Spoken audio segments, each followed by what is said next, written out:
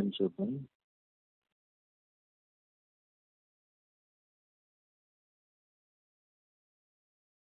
కీర్తనలు 29.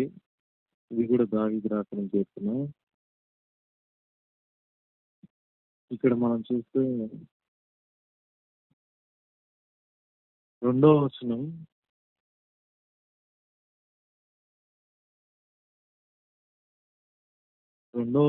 మనం యెహోవా నామమునకు చెందవలసిన ప్రభావమును ఆయనకు ఆరోపించుడి.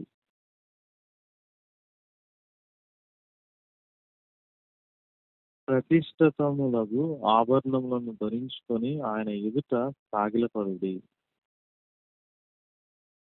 ఇక్కడ యెహోవా నామమునకు చెందవలసిన ప్రభావము ఆయనకు ఆరోపించుడి. అంటే సమస్త మహిమ ఘనతకు అర్హుడు ఆయన ఒక్కడే. మనం ఇవ్వవలసిన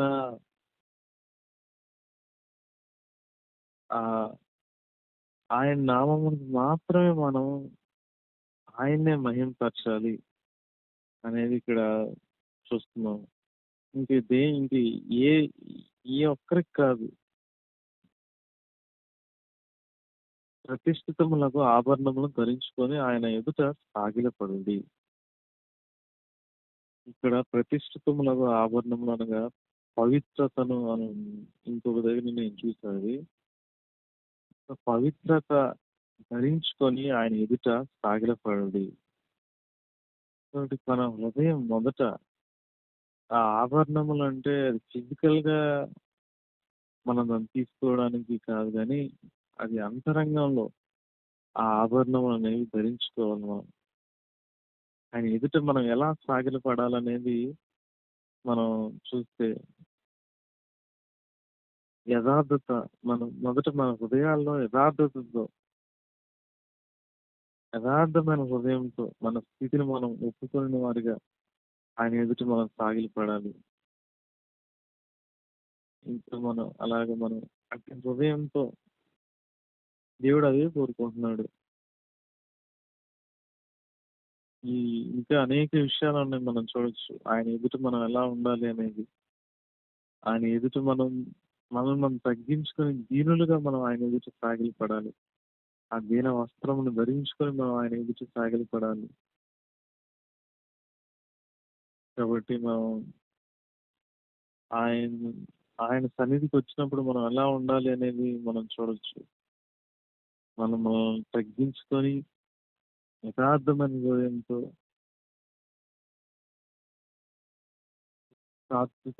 సాత్వికం మనం కలిగి ఉండాలి. అట్టి హృదయంతో మనం ఆయన ఎదుట సాగిలపడాలి అనేది నాకు అర్థం. ఎవరు సాగిలపడగలరు అంటే ఒక దీనుడు మాత్రమే తను తగ్గించుకొని దేవుని ఆయన మహిమను చూసినప్పుడు ఆ వ్యక్తి ఆయన పాదము ఎదుట సాగిలపడతాడు. పద్మోస్ దీపం మనం చూడొచ్చు. యోహాను కూడా అదే జరిగింది. మనం చూస్తే ఆయన మహిమను, ఆయన ఏమై ఉన్నాడు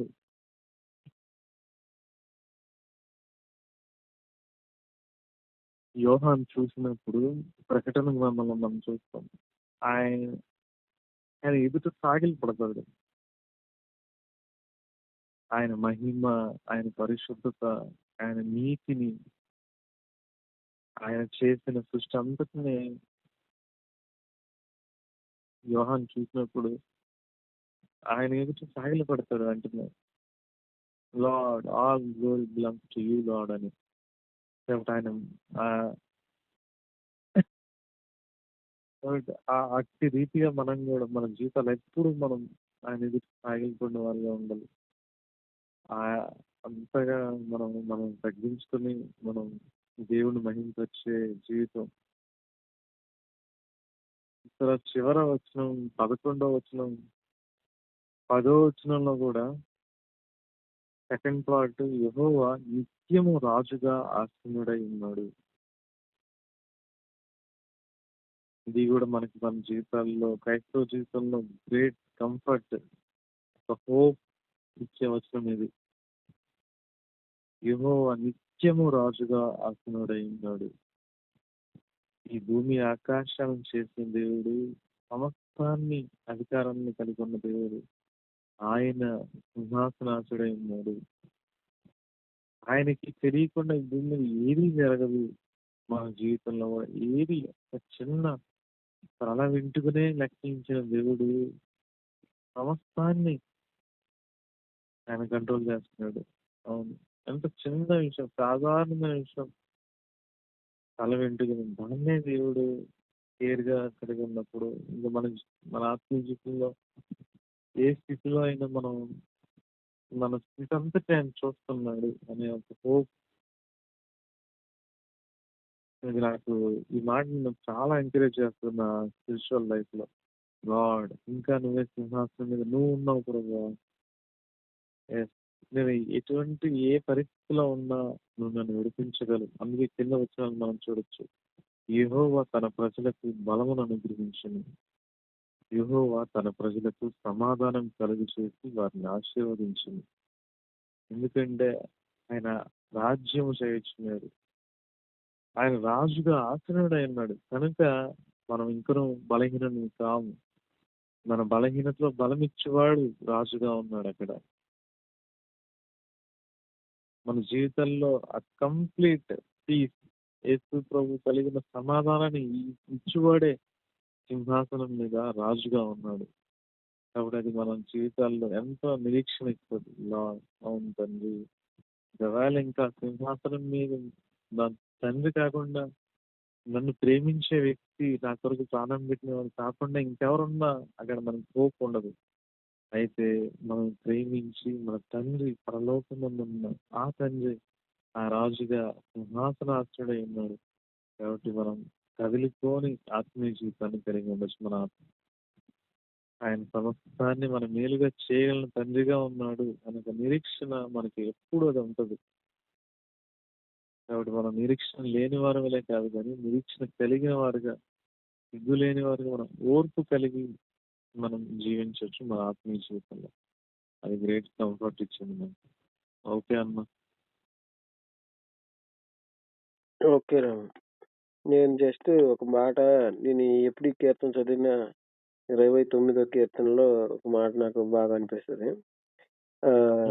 ఏమంటుందంటే 3వ వచనంలో యెహోవా స్వరము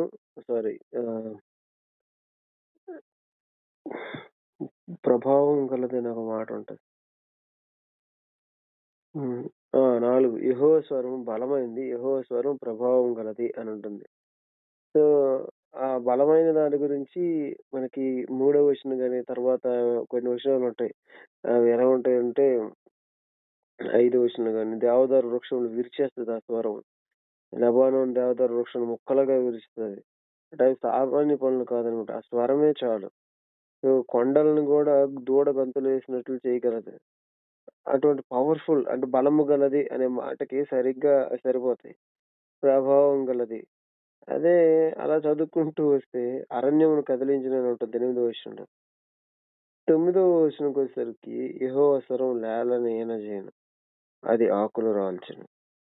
అంటే ఈ మిగతా పై వచనాలన్నీ కూడాను కొండల్ని కదిలించగలదు, అడవులను కాల్చగలదు, చెట్లను విరచగలదు. అంటే చాలా గంభీరమైనటువంటి బలమైనది.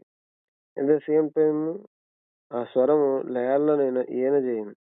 అంటే ఒక ప్రసవంతో ఉన్నటువంటి పశువు ఆ బిడ్డని ఇచ్చేయడానికి ఈ స్వరం ఎంత అంటే ఇది ఆ గాంభీర్య స్వరం అయితే మళ్ళీ ఇది అవ్వదనమాట. దీనికి చాలా మృదువైనగా అంటే ఇది ఉండాలనమాట. లేకపోతే చేయలేదు. అలాగే ఆకులు రాల్చునంట. ఆకులు రాల్చడానికి ఏం పెద్ద పవర్ కావాలి. ఆ స్వరం అంటే అంత మృదువైనది, సాఫ్ట్ 2 ఉన్నాయన్నమాట. అది నాకెప్పుడు ఇది అంటే ఈజ్ సో పవర్‌ఫుల్, అంటే సింపుల్‌గా చెప్పండి. Is so powerful to break the mountains. At the same time he is so soft. అరే! He is so soft so that అంటే ఒక పశువు జన్మనివ్వగలదు. ఆకులు రాల్చగలవు. అంత సాఫ్ట్‌గా ఉంటాడు ప్రభు. అంత స్ట్రాంగ్‌గా ఉంటాడు గూడాను ప్రభు. 2 షేడ్స్ కనబడతాయన్నమాట ఇక్కడ. ఓకే. ఓకే అండి.